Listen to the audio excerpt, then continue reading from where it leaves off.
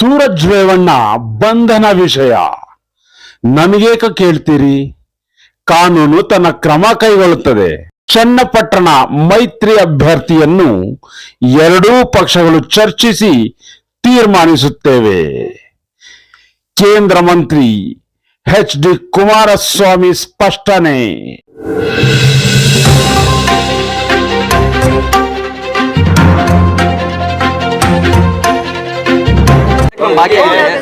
ಬಾಕಿ ಉಳಿಸ್ಕೊಂಡ್ರೆ 8 ತಿಂಗಳಿಂದ ಹಣ ಉಳಿಸ್ಕೊಂಡಿದೆ ಸರ್. ಅಂದ್ರೆ ಈಗ ಜೊತೆಗೆ ಪೆಟ್ರೋಲ್ ರೇಟ್ ಕೂಡ ಜಾಸ್ತಿ ಆಗಿದೆ. ಹಣ ಹೊಂದಿಸ್ಲಿಕ್ಕೆ ಆಗ್ತಾ ಇಲ್ವಾ? ರೈತರು ಕೂಡ ಹಣ ಯಾಕೆ? ಸರ್ಕಾರ ಹೇಳಬೇಕು. ನಾನೇನು ಹೇಳೋದು, ಸರ್ಕಾರ ನಡೆಸೋರು ಯಾವ ಕಾರಣಕ್ಕೋಸ್ಕರವಾಗಿ ಪೆಟ್ರೋಲು ಮತ್ತು ಡೀಸೆಲ್ನ ಸೆಸ್ಸನ್ನು ಏರಿಕೆ ಮಾಡಿದ್ದಾರೆ. ಈಗ ಬಸ್ ದರ ಜಾಸ್ತಿ ಮಾಡೋದು, ಈಗ ವಾಟರ್ ದರ ಜಾಸ್ತಿ ಮಾಡೋದು, ಗೈಡ್ಲೈನ್ಸ್ ವ್ಯಾಲ್ಯೂ ಜಾಸ್ತಿ ಮಾಡೋದು, ಇದೆಲ್ಲ ಕಾರಣ ಏನು ಅಂತಂದ್ರೆ ಜನತೆಗೆ ಸಮಜಾಯಿಸಿ ಅವ್ರು ಕೊಡಬೇಕಲ್ವ. ಸರ್, ಈಗ ಕೇಂದ್ರದಲ್ಲಿ ಮಂತ್ರಿ ಆಗಿದ್ದಾರೆ ಸರ್. ಭಾಳಷ್ಟು ಜನ ಈಗ ಒತ್ತಾಯ ಮಾಡಿದ್ರು, ಹಳೆ ಮೈಸೂರು ಭಾಗದಲ್ಲಿ ಒಂದು ಬೃಹತ್ ಆದಂಥ ಒಂದು ಕೈಗಾರಿಕೆ ಸ್ಥಾಪನೆ ಮಾಡಬೇಕು ಅಂತೇಳಿ. ಈ ವಿಚಾರವಾಗಿ ಏನಾದರೂ ಪ್ಲ್ಯಾನ್ ಮಾಡಿ? ನಾನು ಈಗ ತಾನೇ ಒಂದು 15 ದಿವಸಗಳಾಗಿದೆ. ನಾನು ಇನ್ನೂ ಇಲಾಖೆಯ ವಿಷಯಗಳನ್ನು ಕ್ರೋಢೀಕರಿಸಬೇಕು. ಹಿಂದೆ ವಿಶ್ವೇಶ್ವರಯ್ಯವರು, ಕೃಷ್ಣರಾಜ ಒಡೆಯರವರ ಕಾಲದಲ್ಲಿ ಕಟ್ಟಿರ್ತಕ್ಕಂಥ ಹಲವಾರು ಸಂಸ್ಥೆಗಳು ಬೆಂಗಳೂರು ನಗರದಲ್ಲಿದ್ದು ಎಲ್ಲವನ್ನ ನಾಶ ಮಾಡಿದ್ದಾರೆ. ಇವತ್ತು ಉದಾಹರಣೆಗೆ ನಾವೆಲ್ಲ ಸಣ್ಣ ಮಕ್ಕಳಿದ್ದಾಗ ITI ಇತ್ತು, HAL ಇತ್ತು, HMT ಇತ್ತು, BEL ಇತ್ತು. ಬೆಳಗ್ಗೆ BTS ಬಸ್ ಕಾಣ್ತಿರಲಿಲ್ಲ. ಬೆಳಗ್ಗೆ ITIನ ಬಸ್ಸುಗಳು, ನಿಮ್ಮ HMT ಬಸ್ಸು, HAL ಬಸ್ಸು, ನೂರಾರು ಬಸ್ಗಳು ಹೋಗೋವು ಇಡೀ ಬೆಂಗಳೂರು ನಗರದ ನಾನಾ ಭಾಗದಿಂದ. ಆದರೆ ಇವತ್ತು ಆ ಸಮಸ್ಯೆಗಳ ಪರಿಸ್ಥಿತಿ ಎಲ್ಲಿಗೆ ತಂದರು? ಇದಕ್ಕೆಲ್ಲ ಕಾರಣಕರ್ತರು ಯಾರು? ಇವತ್ತು ಕೋಟ್ಯಾಂತರ ರೂಪಾಯಿ ಬೆಲೆ ಬಾಳ್ತಕ್ಕಂಥ ಭೂಮಿಗಳಿದೆ. ಆ ಭೂಮಿಯನ್ನು ಸ್ವೇಚ್ಛಾಚಾರವಾಗಿ ಹಿಂದಿನ ಕೆಲವು ಸರ್ಕಾರಗಳಲ್ಲಿ ಮಾರಾಟನೂ ಮಾಡಿಬಿಟ್ರು. ನಿನ್ನೆ ದಿನ 3.5 ಗಂಟೆಗಳ ಕಾಲ ನಾನು HMTಯ ಅಲ್ಲಿಯ ಒಂದು ಚಟುವಟಿಕೆ ಏನಿದೆ ಅದರ ಬಗ್ಗೆ ಸಂಪೂರ್ಣ ಮಾಹಿತಿ ಪಡೆದೆ. ಇವತ್ತು ಸಂಬಳ ಕೊಡಲಿಕ್ಕೆ, ಇವತ್ತು ಜಮೀನು ಮಾರಾಟ ಮಾಡೋದು, ಸಂಬಳ ಕೊಡೋದು, ಇದು ಪರಿಸ್ಥಿತಿಗಳಿದೆ. ಇದೆಲ್ಲವನ್ನು ಸರಿಪಡಿಸಬೇಕಲ್ಲ. ಈಗ ವಿಶ್ವೇಶ್ವರಯ್ಯ ಸ್ಟೀಲ್ ಪ್ಲ್ಯಾಂಟು ಅದನ್ನು ಡಿಸ್ಇನ್ವೆಸ್ಟ್ಮೆಂಟ್ ಅಂತ ಮಾಡಿಬಿಟ್ಟಿದ್ದಾರೆ. ಅದಕ್ಕೆ ಹೊಸದಾಗಿ ಜೀವ ಕೊಡಬೇಕು. ಅದರ ಜೊತೆಗೆ ಹೊಸ ಒಂದು ಪ್ರಧಾನಮಂತ್ರಿಗಳ ಒಂದು ದೇಶದಲ್ಲೇ ನಾವು ಎಲ್ಲ ರೀತಿಯ ಬಿಡಿಭಾಗಗಳನ್ನು ತಯಾರು ಮಾಡ್ತಕ್ಕಂಥ ಒಂದು ಉದ್ಯಮಗಳು ಪ್ರಾರಂಭ ಆಗಬೇಕು ಅನ್ನೋದು ಅವರ ಒಂದು ಕನಸೇನಿದೆ.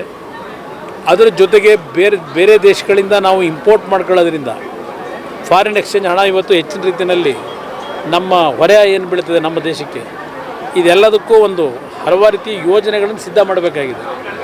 ನಾನು ಇವತ್ತು ಅವಕಾಶ ಏನು ಕೊಟ್ಟಿದ್ದಾರೆ ನರೇಂದ್ರ ಮೋದಿಯವರು, ಕರ್ನಾಟಕಕ್ಕೆ ವಿಶೇಷವಾಗಿ ಸ್ವಲ್ಪ ಇಡೀ ರಾಜ್ಯಕ್ಕೆ, ಬರೀ ನಾನು ಹಳೆ ಕರ್ನಾಟಕ ಅನ್ನಲ್ಲ, ಇಡೀ ರಾಜ್ಯಕ್ಕೆ ಯಾವ ರೀತಿಯಲ್ಲಿ ಈ ಇಲಾಖೆಯಿಂದ ಯೋಜನೆಗಳನ್ನು ತರ್ಬೋದು ಅಂತಕ್ಕಂಥದ್ದನ್ನು ಒಂದು ಯೋಚನೆ ಮಾಡ್ತಾ ಇದ್ದೇನೆ. ಆದರೆ ಅದಕ್ಕೆ ರಾಜ್ಯ ಸರ್ಕಾರವು ನಿಲ್ಲಬೇಕಲ್ಲ. ಈಗ ನಿನ್ನೆ ದಿನ ನೀವೇ ನೋಡಿದ್ದೀರಿ ಯಾವುದು KOC ಬಗ್ಗೆ. ಈಗ ಕುಮಾರಸ್ವಾಮಿ ಮೊದಲನೇ ಸೈನ್ ಆಗ್ತಾ ಅಂತೇಳಿ ಆ ಯೋಜನೆ ನಿಲ್ಲಿಸಬೇಕು ಅಂತೇಳಿ ನಿನ್ನೆ ದಿನ ತೀರ್ಮಾನ ಮಾಡ್ಕೊಂಡಿದ್ದಾರೆ. ಆ ಯೋಜನೆ ಮಾಡಬೇಕು ಅಂತೇಳಿ ಮುಂದುವರಿಸಲಿಕ್ಕೆ ಆ ಕಂಪ್ನಿಗೆ ಭೂಮಿ ಕೊಟ್ಟವ್ರು ಯಾರು? ಇದೇ ಸಿದ್ದರಾಮಯ್ಯ ಸರ್ಕಾರ ಕೊಟ್ಟರು. 2016 ಕೇಂದ್ರ ಸರ್ಕಾರ ಅನುಮತಿ ಕೊಟ್ಟಿದೆ. ಈಗ ನಿನ್ನೆ ಅರಣ್ಯ ಇಲಾಖೆ ಸಚಿವರು ಏನು ಒಂದು ಟಿಪ್ಪಣಿ ಹೊರಡಿಸಿದ್ದಾರೆ, ಅದು ಈ ಹೊಸದಾಗಿ ಭೂಮಿ ಅಲಾಟ್ ಆಗಿದೆಯಲ್ಲ ಅದರ ಗುತ್ತಿಗೆ ಕೊಡೋದನ್ನು ನಿಲ್ಲಿಸಿ ಅಂತ ಹೇಳ್ಕೊಂಡಿದ್ದಾರೆ. ಈಗಾಗಲೇ ಸಂಡೂರಿನಲ್ಲಿ ರಿಜಿಸ್ಟ್ರೇಷನ್ನು ಅವ್ರ ಪರವಾಗಿ ಆಗೋಗಿದೆ. ಇದನ್ನು ನಿಲ್ಲಿಸಿ ಅಂತ ಕೇಳ್ತಾ ಇದ್ದಾರೆ. ಹಿಂದೆ QSLನವರು ಯಾವೊಂದು ನಮ್ಮ ಕುದುರೆಮುಖ ಪ್ರದೇಶದಲ್ಲಿ ಯಾವೊಂದು ಗಣಿಗಾರಿಕೆಯನ್ನು ಮಾಡಿದರು, ಅಲ್ಲಿ ಲಕ್ಕಿಯ ಡ್ಯಾಮ್ನ ಹೈಟನ್ನು 1 ಅಡಿಯನ್ನು ಜಾಸ್ತಿ ಮಾಡೋದ್ರಿಂದ ಆ ಭಾಗದಲ್ಲಿ ಹಲವಾರು ಕಾಡು ನಾಶ ಆಗ್ತಕ್ಕಂಥದ್ದಕ್ಕೆ ಎಕರೆ ಆಗೋಗಿದೆ ಅಂತಕ್ಕಂಥ ಈಗ ಏನೊಂದು ಹೊರಟಿದ್ದಾರೆ ಚರ್ಚೆ. ಹಲವಾರು CVCನಲ್ಲಿ ಏನೊಂದು ಡೈರೆಕ್ಷನ್ ಕೊಟ್ಟಿದ್ರು ಅದನ್ನು ಫುಲ್ಫಿಲ್ ಮಾಡಿಲ್ಲ ಆ ಭಾಗದ್ದು, ಅದಕ್ಕೋಸ್ಕರ ನಿಲ್ಲಿಸಿ ಅಂತ ಹೇಳ್ಕೊಂಡಿದ್ದಾರೆ. ಈ ರೀತಿ ಮಾಡ್ಕೊಂಡು ಹೋದಾಗ ಇಲ್ಲಿಯ ಉದ್ಯೋಗದ ವಿಷಯದಲ್ಲಿ ಏನಾಗುತ್ತೆ? ರಾಜ್ಯ ಸರ್ಕಾರಕ್ಕೂ ಬರ್ತಕ್ಕಂಥ ಒಂದು ಆರ್ಥಿಕ ಶಕ್ತಿಯನ್ನು ಬಲವರ್ಧನೆ ಮಾಡ್ಕೊಳ್ಳೋದಕ್ಕೆ ಈ ರೀತಿ ನನ್ನ ಮೇಲೆ ಇರೋ ಸಿಟ್ಟಿಗೆ ಈ ರೀತಿ ಮಾಡ್ಕೊಂಡು ಹೋಗೋದ್ರಿಂದ ಆಮೇಲೆ ಜನಗಳಲ್ಲಿ ಏನೋ ಕುಮಾರಸ್ವಾಮಿನೇ ಬಂದು ಅದು ಯಾವುದೋ ಹೊಸ ಹಿರಿಯರಿಗೆ ಕೊಟ್ಟ ಅನ್ನೋ ರೀತಿಯಲ್ಲಿ ಬಿಂಬಿಸ್ಕೊಂಡು ಕೂತವ್ರೆ. ನನಗೂ ಐರನ್ನೂರನ್ನ ಅಲ್ಲಿ ಎತ್ತಲಿಕ್ಕೆ ಅವಕಾಶ ಕೊಟ್ಟಿರೋದು ನನಗೂ ಅದಕ್ಕೂ ಸಂಬಂಧ ಇಲ್ಲ. ಅರ್ಥ ಮಾಡ್ಕೊಳ್ಳಿ ನಮ್ಮ ಮಾಧ್ಯಮದ ಸ್ನೇಹಿತರು. ನಾನು ಮೊನ್ನೆ ದಿನ ಸೈನ್ ಹಾಕಿರ್ತಕ್ಕಂಥದ್ದು ಆ ಕಂಪ್ನಿ ಇವತ್ತು ಅದರ ಚಟುವಟಿಕೆಯನ್ನು ಮುಂದುವರಿಸಲಿಕ್ಕೆ 1738 ಕೋಟಿ ಹಣದ ಅವಶ್ಯಕತೆ ಇದೆ. ಆ ಹಣವನ್ನು ಅವರು ಕ್ರೋಢೀಕರಿಸಬೇಕಲ್ಲ, ಅದಕ್ಕೆ ಅವರು 2 ಬ್ಯಾಂಕ್ಗಳಲ್ಲಿ ಸಾಲ ತೆಗೆದುಕೊಳ್ತಾ ಇದ್ದಾರೆ. ಆ ಸಾಲ ತೆಗೆದುಕೊಳ್ಳೋದಕ್ಕೆ ಕೇಂದ್ರದಲ್ಲಿ ಆರ್ಥಿಕ ಇಲಾಖೆಯಿಂದ ಒಪ್ಪಿಗೆ ಪಡಿಬೇಕು. ಆ ಹಣವನ್ನು ಹೊಂದಿಸ್ಕೊಳ್ಳಿಕ್ಕೆ ಪರ್ಮಿಷನ್ನ ಆರ್ಥಿಕ ಇಲಾಖೆಯಿಂದ ಪಡೀತಕ್ಕಂಥದ್ದಕ್ಕೆ ನಾನು ಆ ಫೈಲ್ ಕಳಿಸಿದ್ದೇನೆ. ಇದು ಹೊರತುಪಡಿಸಿ ನನ್ನಿಂದ ಹೊಸ ಒಂದು ಮೈನಿಂಗ್ನ ಮಾಡ್ತಕ್ಕಂಥದ್ದಕ್ಕೆ ತೀರ್ಮಾನಗಳು ನಾನು ಯಾವುದು ಮಾಡಿರೋದಲ್ಲ. ಈ ಸರ್ಕಾರದಲ್ಲೂ ಕೂಡ ಈಗ ಈ ರೀತಿ ನಡ್ಕೊಂಡು ಈಗ ಮುಖ್ಯಮಂತ್ರಿಗಳು ನಾಡಿದ್ದದಂತೂ ಈಗ ಸೆಷನ್ ಶುರುವಾಗಿದೆಯಲ್ಲ, ನಮ್ಮನ್ನೆಲ್ಲ ಆಹ್ವಾನ ಕೊಟ್ಟವರಲ್ಲ, ನಮ್ಮಿಂದ ಏನು ಅವ್ರು ನಿರೀಕ್ಷೆ ಮಾಡ್ತಾರೆ?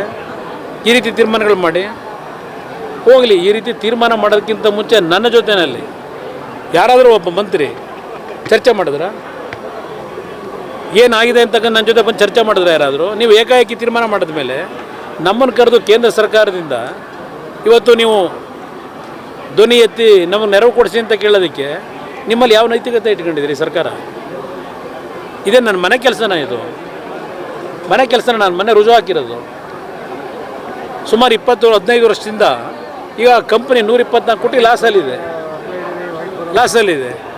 ಆ ಕಂಪ್ನಿ ಇವತ್ತು ಎಲ್ಲ ರೀತಿ ನೀವೇ ತೀರ್ಮಾನಗಳು ಕೊಟ್ಟು ಈಗ ನಾನೇನೋ ಒಂದು ರುಜು ಹಾಕಿದ್ದೀನಿ ಅಂತೇಳಿ ನಿಲ್ಲಿಸ್ಕೊಂಡ್ರೆ ಏನು ಹೇಳ್ತೀರಿ ಸಾರ್ವಜನಿಕ ಜನಕ್ಕೆ? ನೀವು ಅದಕ್ಕೆ ಚರ್ಚೆ ಮಾಡೋಣ. DCM ಅವರು ಪ್ರವಾಸ ಕೈಗೊಂಡಿದ್ದಾರೆ ಸರ್. ಪಾಪ ಭಾಳ ಈಗಲಾರು ಒಂಚೂರು ಶ್ರಮ ಆಗಲಿ, ಈಗಲಾರು ಚನ್ನಪಟ್ಟಣದ ಕಡೆ ಗಮನ ಇಟ್ಟವರಲ್ಲ, ಕಂಡುಬಿಟ್ಟವರಲ್ಲ, ಸ್ವಲ್ಪ ಒಳ್ಳೆ ಕೆಲಸ ಮಾಡಲಿ. ಇದುವರೆಗೂ KDP ಮೀಟಿಂಗ್ ಆಗಿಲ್ಲ, ಹೆಚ್ಚಿಗೆ ಅನುದಾನ ನಾವು ಕೊಡ್ತೀವಿ, 3-4 ಮೀಟಿಂಗ್ ಮಾಡಿದ್ರು. ಇಲ್ಲಿವರೆಗೆ ಯಾಕೆ ಕೊಡಲಿಲ್ಲ ಹೆಚ್ಚಿಗೆ ಅನುದಾನ? ಸದ್ಯ ಇಲ್ಲಿ ಕೊಡೋದಿರಲಿ, ಹೆಚ್ಚಿಗೆ ಅನುದಾನ ಕೊಡಿ ಹೇಳಿದ್ನಲ್ಲ. ಈಗ ಪಾಪ ಹೆಣ್ಮಕ್ಳು ಹಾಲು ಉತ್ಪಾದನೆ ಮಾಡಿ ಕೊಟ್ಟವರಲ್ಲ ಅಲ್ವೇ, ಅಲ್ಲಿ 68 ಕೋಟಿ ದುಡ್ಡು ಕೊಡ್ಬೇಕಲ್ಲ, ಆ ದುಡ್ಡು ಮೊದಲು ರಿಲೀಸ್ ಮಾಡಿಸ್ಬಿಡಪ್ಪ. ಆಮೇಲೆ ಸೈಟು ಮನೆ ಸರ್ಕಾರ ನಡೆಸ್ತಾ ಇರೋದು ಯಾರು ಕೊಡಬೇಕು? ಈ ಸೈಟು ಮನೆನ ಶಾಸಕರು ನಾವಿಲ್ಲಿ ಕೊಡ್ತೀವ? ಸರ್ಕಾರ ಇವತ್ತು ಅಲಾಟ್ ಮಾಡಬೇಕು. ಸರ್ಕಾರ ಈಗ ಮನೆಗಳನ್ನ ಇಂತಿಂಥ ತಾಲೂಕಿಗೆ ಇಷ್ಟು ಕೊಡ್ತೀವಿ ಅಂತೇಳಿ ಸರ್ಕಾರ ಘೋಷಣೆ ಮಾಡಿ ಅವರು ಕೊಡಬೇಕು ದುಡ್ಡನ್ನ. ನೀವು ದುಡ್ಡು ಕೊಡದೆ ನಾನು ಎಲ್ಲಿಂದ ತರಲಿ? ಕನಕಪುರ ಮಾಡಲ್ ಮಾಡ್ತೀವಿ. ಯೋ ಬಿಲ್ ಯಾವುದು ಬೆಟ್ಟ ಗುಡ್ಡ ಇಲ್ಲ ಸದ್ಯ ಇಲ್ಲಿ ಸಿಕ್ಬಿಟ್ಟಿದ್ರೆ. ಅವು ಎಷ್ಟು ಪರ್ತಾಳ ಕಾಣ್ತಿದ್ವು, ಬನ್ನಿ ನೋಡೋಣ.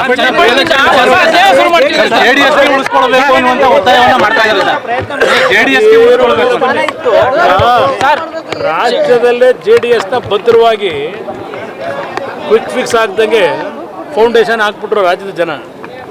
JDSನ ಮುಗ್ಸಕ್ಕಾಯ್ತದ? ಲಕ್ಷಾಂತರ ಜನ ಕಾರ್ಯಕರ್ತರಿದ್ದಾರೆ, ಅದ್ರ ಜೊತೆಗೆ ಜನರ ಆಶೀರ್ವಾದ ಇದೆ. JDS ನೀವ್ರು ಯಾರು ಏನೋ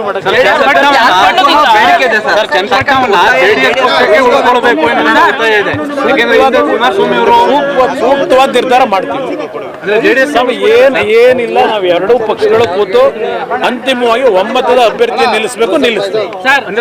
JDSನ ಭದ್ರಕೋಟೆ ಕುಮಾರಸ್ವಾಮಿ ಆಮೇಲೆ ಚರ್ಚೆ ಮಾಡೋಣ ಬ್ರದರ್, ಇನ್ನೂ ಟೈಮ್ ಇದೆ. ಇನ್ನು ಚುನಾವಣೆನೇ ಘೋಷಣೆ ಆಗಿಲ್ಲ, ಯಾರನ್ನ ಅಭ್ಯರ್ಥಿ ಆಗ್ಬೇಕು ಕಾರ್ಯಕರ್ತರು ಎರಡೂ ಪಕ್ಷ ತೀರ್ಮಾನ.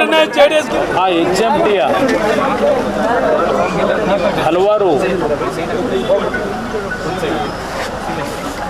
PSU ಸಂಸ್ಥೆಗಳ ಅವರ ಒಂದು ಸಂಸ್ಥೆಗಳೇನಿದೆ, ಹರಿಯಾಣದಲ್ಲಿರ್ಬೋದು, ಹೈದರಾಬಾದ್ನಲ್ಲಿರ್ಬೋದು, ಬೆಂಗಳೂರದಿರ್ಬೋದು, ಎಲ್ಲದರ ಬಗ್ಗೆ ಸಂಪೂರ್ಣ ವಿವರಣೆಯನ್ನು ಪಡೆದಿದ್ದೇನೆ. ಅವರಿಗೆ 1 ತಿಂಗಳು ಸಮಯ ಕೊಟ್ಟಿದ್ದೇನೆ. ಕೆಲವು ಏನೇನು ಮಾಡಲಿಕ್ಕೆ ಸಾಧ್ಯ ಇದೆ, ಯಾಕೆಂದರೆ ಅವ್ರು ಸಂಬಳ ಕೊಡಲಿಕ್ಕೂ ದುಡ್ಡು ಇಲ್ಲ. ಇದಕ್ಕೆ ನರೇಂದ್ರ ಮೋದಿ ಅವರು ಕಾರಣ ಅಲ್ಲ, ನಾನು ಕಾರಣ ಇಲ್ಲ. ಇದು ಈ ಸಂಸ್ಥೆಯನ್ನು ಹಾಳು ಮಾಡಿರ್ತಕ್ಕಂಥದ್ದು ಹಲವಾರು ವರ್ಷಗಳ ಹಿಂದೆನೇ ಹಾಳು ಮಾಡಿಟ್ಟಿದ್ದಾರೆ. ಒಂದು ಕಾಲದಲ್ಲಿ ಪ್ರತಿನಿತ್ಯ ಬೆಂಗಳೂರು ನಗರದಲ್ಲಿ ITI ಇರ್ಬೋದು, HMT ಇರ್ಬೋದು, HCL ಇರ್ಬೋದು, NGF ಇರ್ಬೋದು, ಈ ಒಂದು ಉದ್ಯಮಗಳಿಗೆ ನೂರಾರು ಬಸ್ಗಳ ಮುಖಾಂತರ ಆ ಒಂದು ಸಂಸ್ಥೆಯಲ್ಲಿ ಪ್ರಯಾಣಕ್ಕೇನು ಏರ್ಪಾಡು ಮಾಡಿದ್ರು ನೌಕರರಿಗೆ, ಇವತ್ತು ಅಂಥ ದಿನಗಳಿಲ್ಲ. ಇವತ್ತು ಸಂಪೂರ್ಣ ನಾಶ ಮಾಡಿದ್ದಾರೆ. ಅದರಿಂದ ನಾನು ನಿನ್ನೆಯ ದಿನ ಸಂಪೂರ್ಣವಾಗಿ ಮಾಹಿತಿಯನ್ನು ಪಡಲಿಕ್ಕೆ ಆ ಸಂಸ್ಥೆಯಲ್ಲಿ ಕೆಲಸ ಮಾಡ್ತಕ್ಕಂಥ ಹಲವಾರು ವಿಭಾಗದಲ್ಲಿ ಕೆಲಸ ಮಾಡ್ತಕ್ಕಂಥವರ ಪ್ರಮುಖರ ಸಭೆಯನ್ನು ಮಾಡಿದ್ದೇನೆ. ಮಾಹಿತಿಗಳು ಕೊಟ್ಟಿದ್ದಾರೆ. ಇವತ್ತು ಸಹ ದೊಡ್ಡ ಮಟ್ಟದ ನಷ್ಟದಲ್ಲಿದೆ. ನಮಗೆ ಇಲ್ಲಿ ರಾಜ್ಯದಲ್ಲಿ ಈ ಸರ್ಕಾರದಿಂದ ನಾನು ಏನು ಸಹಕಾರ ಪಡೀಲಿಕ್ಕೆ ಸಾಧ್ಯ ಇಲ್ಲ. ನಾವು ನಡ್ಕೊತಿರ್ತಕ್ಕಂಥ ರೀತಿ ನೋಡಿದಾಗ ಈ ಸರ್ಕಾರಕ್ಕೆ ಜನತೆಯ ಒಂದು ಸಮಸ್ಯೆಗಳಿಂದ ಪರಿಹಾರ ಮಾಡೋದಾಗಲಿ, ಹಲವಾರು ಉದ್ಯಮಗಳು ಮಹಾರಾಜರ ಕಾಲದಲ್ಲಿ, ವಿಶ್ವೇಶ್ವರಯ್ಯನವರ ಕಾಲದಲ್ಲಿ ಸಂಸ್ಥೆಗಳನ್ನು ಪ್ರಾರಂಭ ಮಾಡಿರೋ ಉದ್ಯಮಗಳನ್ನು ಅದೆಲ್ಲವನ್ನು ನಾಶ ಮಾಡಲಿಕ್ಕೆ ಕಾರಣಕರ್ತರು ಯಾರಿದ್ದಾರೆ ಅಂತಕ್ಕಂಥದ್ದು ಚಿಂತನೆ ಮಾಡಬೇಕು ಅಷ್ಟೇ ಅಲ್ಲ. ಇವತ್ತು ಉದಾಹರಣೆಗೆ HMT ಸುಮಾರು 500 ಎಕರೆ ಭೂಮಿ ಇದೆ. HMTಗೆ ಮಹಾರಾಜರ ಕಾಲದಲ್ಲಿ ಅದು ಪೀಣ್ಯ ಪ್ಲಾಂಟೇಶನ್ ಅಂತಕ್ಕಂಥದ್ದು ಅರಣ್ಯ ಭೂಮಿ, ಅದನ್ನು ಒಂದು ಉದ್ಯಮಕ್ಕೆ ಅನುಕೂಲ ಆಗಲಿ ಅಂತೇಳಿ ಭೂಮಿ ಕೊಟ್ಟಂಥದ್ದೇನಿದೆ. ಅಂಥ ಒಂದು ಭೂಮಿಯನ್ನು ಸುಮಾರು 115 ಎಕರೆ ಭೂಮಿಯನ್ನು 2000 ಅಂತರದಲ್ಲಿ ಆ ಸಂದರ್ಭದಲ್ಲಿ ಅವಧಿಗಳಲ್ಲಿ 115 ಎಕರೆ ಭೂಮಿ ಖಾಸಗಿಯವರಿಗೆ ಬೇಕಾದಂಥ ರೀತಿಯಲ್ಲಿ ಮಾರಾಟ ಮಾಡ್ಕೊಂಡಿದ್ದಾರೆ. ಇಲ್ಲಿ ಈ ಸಂಸ್ಥೆಗಳಿಂದ ಈ ಒಂದು ಉದ್ಯಮಗಳೇನಿದ್ದಾವೆ, ಸಾರ್ವಜನಿಕ ಉದ್ಯಮಗಳು, ಈ ಆಸ್ತಿಗಳನ್ನು ಮಾರಾಟ ಮಾಡೋದು ಇವತ್ತು ಹಲವಾರು ರೀತಿಯಲ್ಲಿ ಅವರವರ ಪಾಕೆಟ್ ತುಂಬಿಸ್ಕೊಳ್ಳೋದೇ ನಡೆದೋಗಿದೆ. ಇದು ಭಾಳ ಕಠಿಣವಾದಂಥ ಸಮಸ್ಯೆಗಳಿದೆ. ನಾನು ಇವತ್ತು ಕೇಂದ್ರದಲ್ಲಿ ಮಂತ್ರಿ ಆಗಿರೋದು PSU ಯೂನಿಟ್ಗಳನ್ನು ಡಿಸ್ಇನ್ವೆಸ್ಟ್ಮೆಂಟ್ ಮಾಡಬೇಕು ಅಂತ ಮಾಡಿಲ್ಲ. ನನ್ನ ಸಾಧ್ಯವಾದ ಮಟ್ಟಿಗೆ ಈ ಒಂದು ಸಂಸ್ಥೆಗಳನ್ನು ಉಳಿಸಬೇಕು ಅಂತಕ್ಕಂಥದ್ದು ನನ್ನ ನಿಲುವಿಟ್ಟುಕೊಂಡಿದ್ದೇನೆ. ಮಾಹಿತಿಗಳನ್ನು ಪಡೀತಾ ಇದ್ದೇನೆ. ಇನ್ನೂ 15 ದಿವಸಗಳ ಕಾಲ ನಾನು ಮಂತ್ರಿಯಾಗಿ ಅಧಿಕಾರಿಯನ್ನು ಸ್ವೀಕಾರ ಮಾಡಿದ್ದೇನೆ. ಚೀಫ್ ಮಿನಿಸ್ಟರ್ ಬೇರೆ, ಅವ್ರು ಹೋಗಬೇಡಿ ಅಂತ ಹೇಳೋಕ್ಕಾಗುತ್ತೆ. ಅಟ್ಲೀಸ್ಟ್ ಚನ್ನಪಟ್ಟಣದ ಕಡೆ ಈಗಲಾದರೂ ಗಮನ ಹರಿಸಿರೋದಕ್ಕೆ ಯಾವ ಗಮನ ಅನ್ಸಲ್ಲ. ಬೆಂಗಳೂರು ಗ್ರಾಮಾಂತರ ಸೋಲ್ತಿರೋದನ್ನ ಚನ್ನಪಟ್ಟಣ ಗೆಲ್ಲುವ ಮುಖಾಂತರ ಸರಿ ಮಾಡ್ಕೋಬೇಕು. ರಾಜಕಾರಣ ಮಾಡಬೇಕು, ಮಾಡ್ತಾರೆ. Sir, that the NTA chief, as far as NEET examination is concerned, has been changed. How are you viewing this entire situation today, sir, that's happening in the country? Central government has taken certain steps. The errors which has happened in this exam, in this year, further they already yesterday announced an inquiry under the head of our ISRO former chairman. Several issues are there. Let us see. Central government already taken the decision to take action against the mischief done by some individuals. For that already inquiry is started. And one last question to you, sir. Mr. Suraj Shivana has been arrested, sir, No, that today issue, in Hassan. why you ask me? Why you are asking me? That is not pertaining to me. Or it is not Okay. necessary to react for all those things. Law is there. Law, it will take its own course of action. Thank you, sir.